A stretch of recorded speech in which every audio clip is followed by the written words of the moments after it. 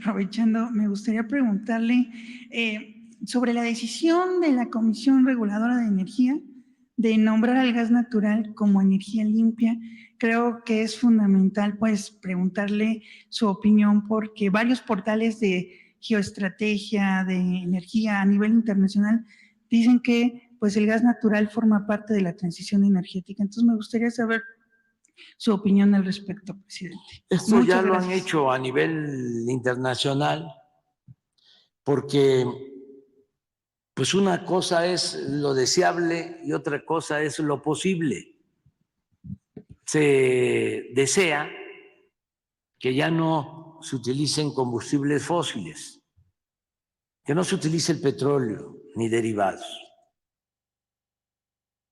Pero el proceso de transición o el ir hacia energías limpias, renovables, lleva tiempo, exige de desarrollo tecnológico. No solo es el discurso, pues todos queremos que los carros sean eléctricos, que se utilicen baterías de litio, que cada vez haya más energía eólica, solar, todo eso.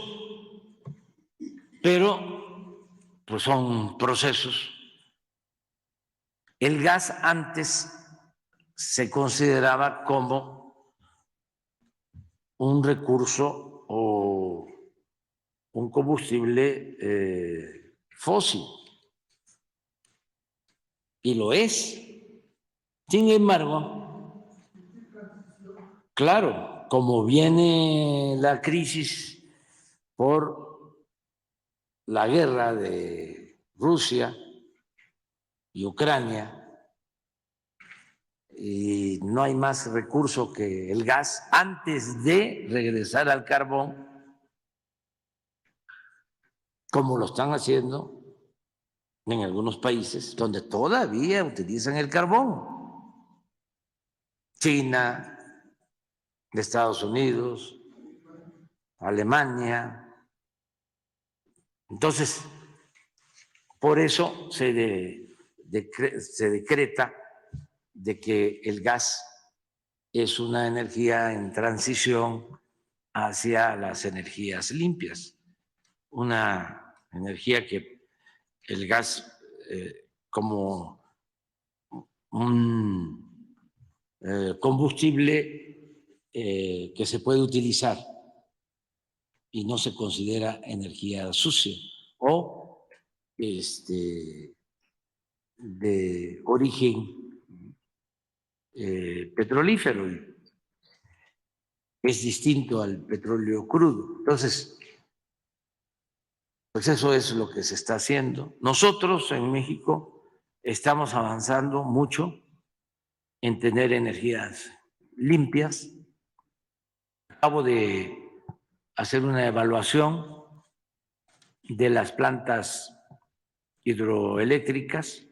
Tenemos 60 hidroeléctricas en el país que se han construido a lo largo de nuestra historia y estaban completamente abandonadas, con turbinas de hace 50, 60 años, obsoletas, generadores, equipos también antiguos. Me acuerdo de algunas presas que datan de hace 100 años. Entonces, en ese número de 60. Entonces, estamos modernizando 20 de esas 60. Sí, pero muy poco, porque los equipos son muy antiguos. El propósito que tenían los neoliberales corruptos estos que quieren regresar por sus fueros, era acabar con la Comisión Federal de Electricidad. Si no se hubiese producido un cambio, se estaría ahora generando 15, 20% de toda la energía que consumimos en el país. El 80% estaría controlado por empresas particulares, sobre todo extranjeras. Ese era el plan. Lo mismo que en el caso del petróleo. 15 años de caída en la producción consecutivos.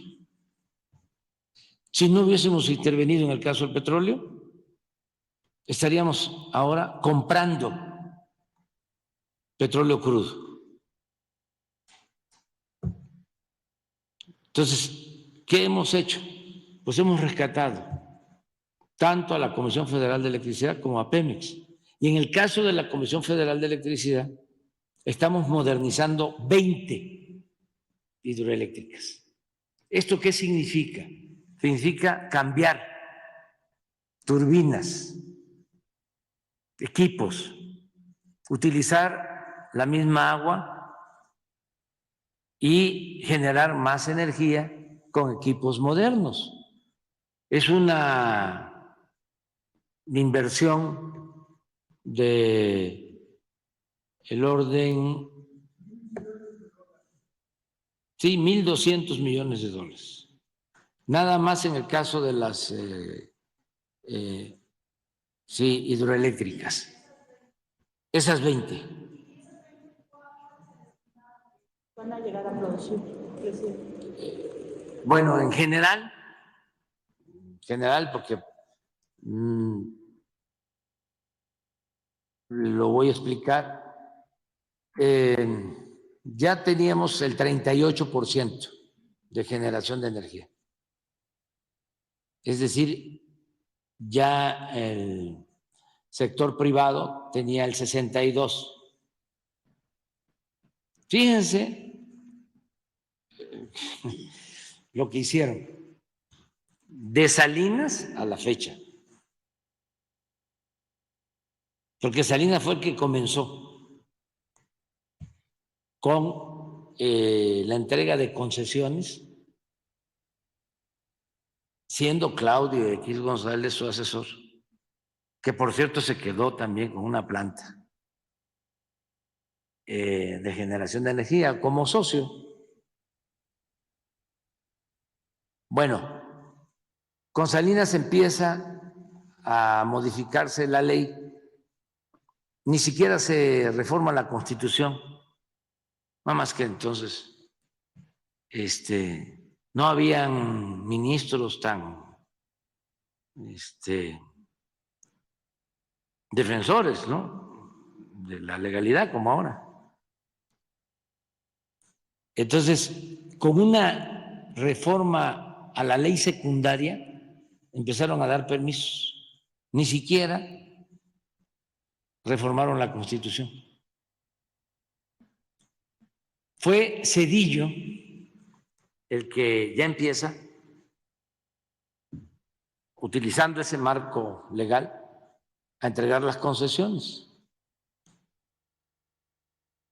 Pues después Fox, Calderón, Peña, en muy poco tiempo, hasta Zedillo, hasta mediados del gobierno de Zedillo, toda la generación eléctrica estaba a cargo de la Comisión Federal de Electricidad. Y desde Zedillo hasta que llegamos nosotros, se entregaron concesiones a particulares. Y por todo lo que hicimos, logramos detener la caída, pero de todas formas, solo teníamos el 38%. Acuérdense que quisimos reformar la ley eléctrica y salió un juez que estaba al servicio, está, de las empresas eléctricas extranjeras, como todo el Poder Judicial, y concedió amparos. Y ha sido una lucha tremenda, porque estos grupos de intereses son los que dominan en el Poder Judicial. Tienen a su servicio a los jueces, a los magistrados, a los ministros.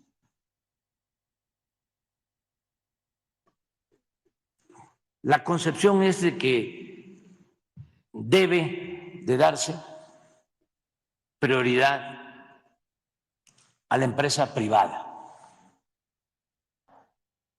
nacional y sobre todo a los extranjeros. Esa era la concepción durante el periodo neoliberal. Y destruir, desaparecer a las empresas públicas, como la Comisión Federal de Electricidad. Entonces, teníamos un debate y denuncias contra Iberdrola, que nos iban a llevar muchos años de pleito. De repente, después de que teníamos esta discrepancia, ellos ofrecieron que vendían sus plantas. Dijimos, sí, te las compramos. Y les compramos 13 plantas. Hasta una en donde era socio Claudio.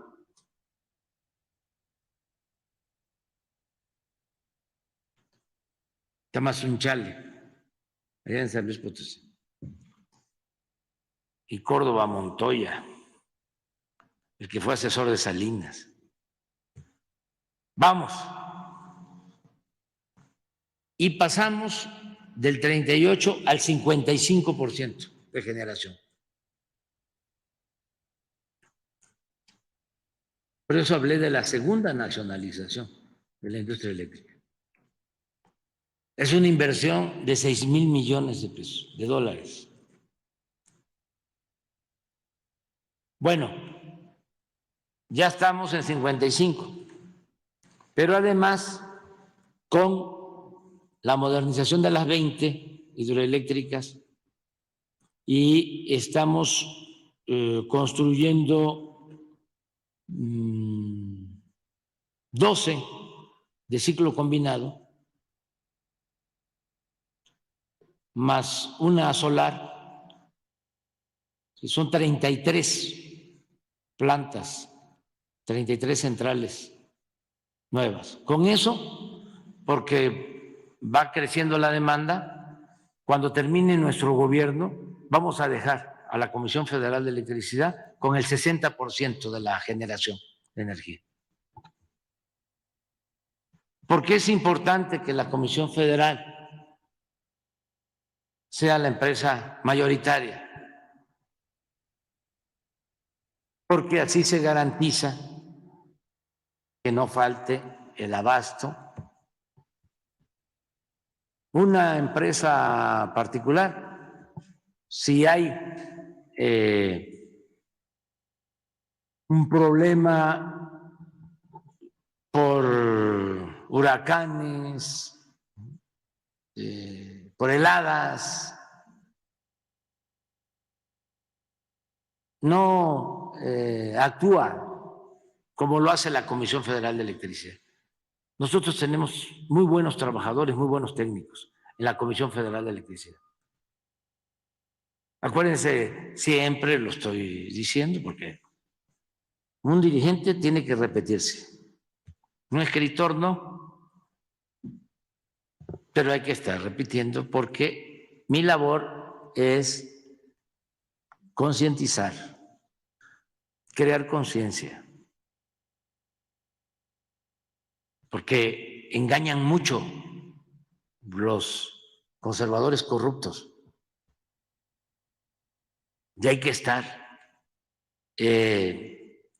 enfrentándolos con argumentos.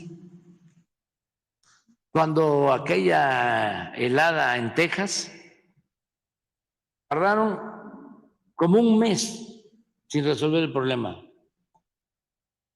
La gente padeciendo de frío en Texas.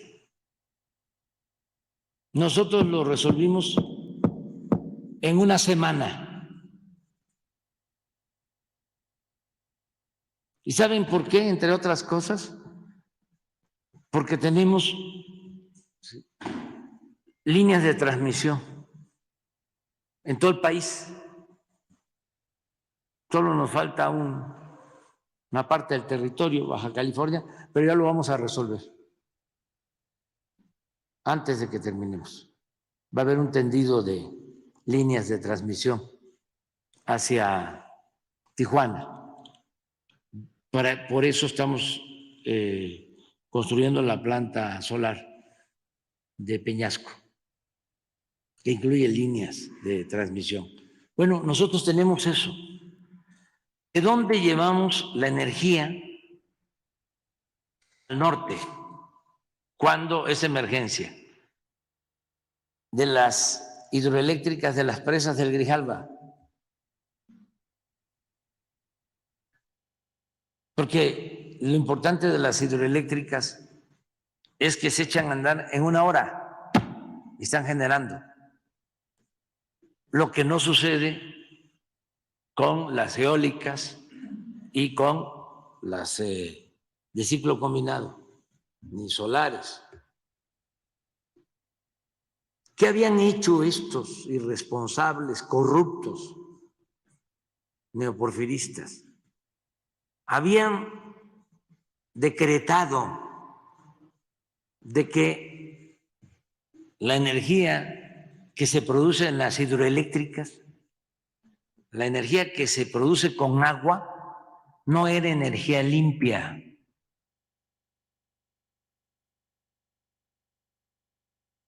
Aunque parezca increíble, pues, y que no era renovable. Entonces, todo, porque lo que predominaba eran los negocios, los business. Y ni siquiera los negocios lícitos con ganancias razonables. No, era influyentismo, vil y robo. Entonces, ahora ya es otra situación y vamos a seguir adelante. ¿Quiénes están enojados? Pues los de Oxxo. Porque no pagaban, tenían subsidio. Por eso el Reforma, que uno de los mecenas del Reforma es el señor Fernández, el dueño de Oxxo.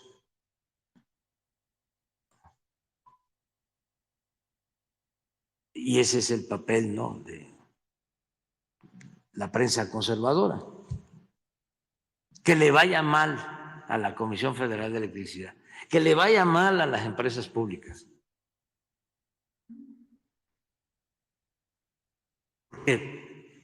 Para ellos lo fundamental es el dinero, es lo material. En esencia,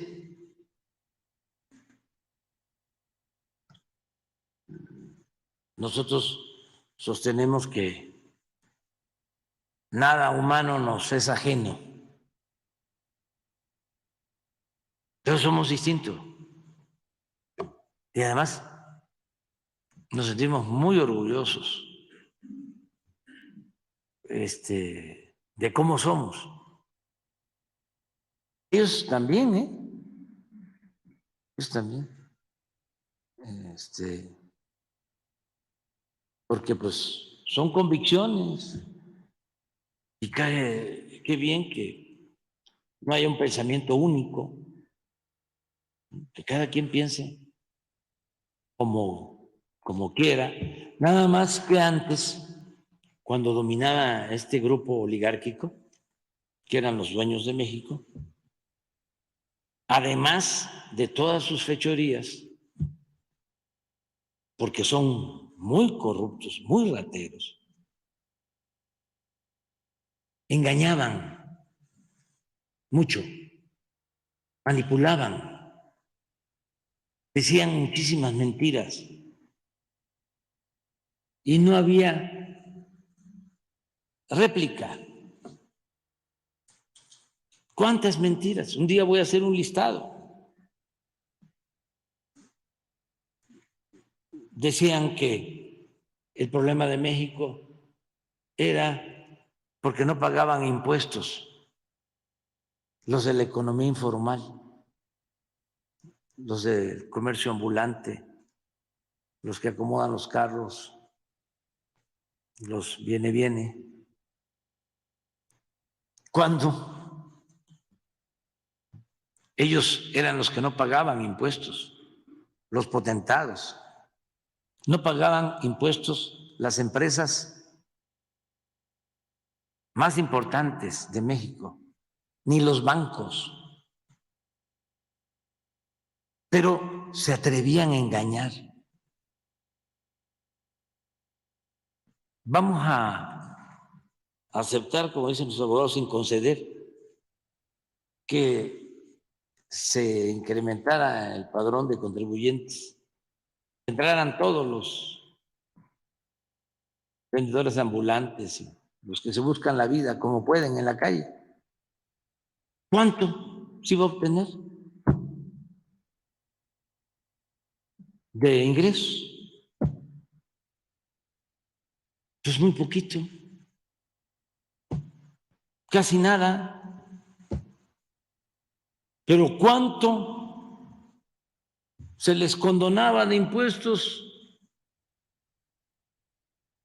a los de arriba? 50, 100 grandes corporaciones, 200, 300 mil millones de pesos. Es una gran mentira, ¿no? Un gran engaño. Otro, si aumentas el salario,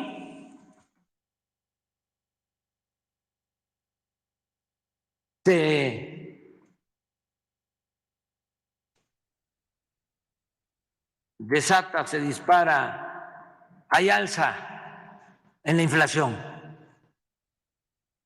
Luego entonces no aumentes el salario. Y así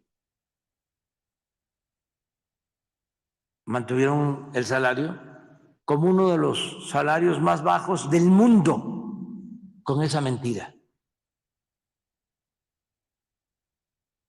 de los expertos, ¿no? Los opinadores, ¿no? Bueno, llegó, los de secretarios de Hacienda son geniales, ¿no? Un secretario de Hacienda, Aspe, llegó a decir que ¿para qué se impulsaban las actividades productivas en México? El campo, ¿para qué? Se producía lo que consumíamos.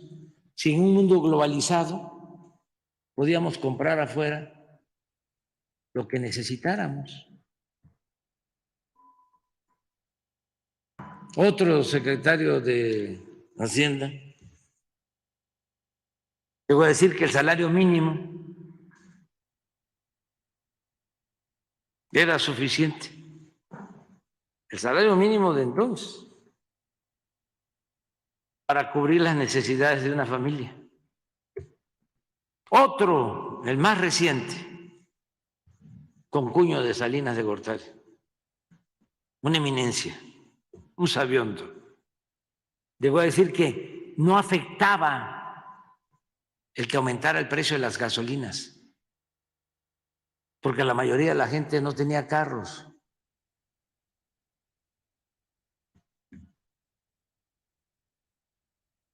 Es real. Y bueno, la gran mentira de que si se rescataba a los de arriba, se iban a beneficiar los de abajo.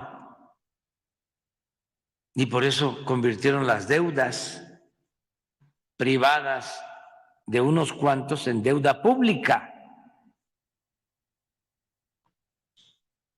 Porque mantuvieron el sofisma de que si llovía fuerte arriba, goteaba abajo. Si llovía fuerte arriba, salpicaba abajo. Y el Reforma, y los opinadores, ¿no?, famosos, Lore de Mola, Ciro, Carmen Aristegui, todo.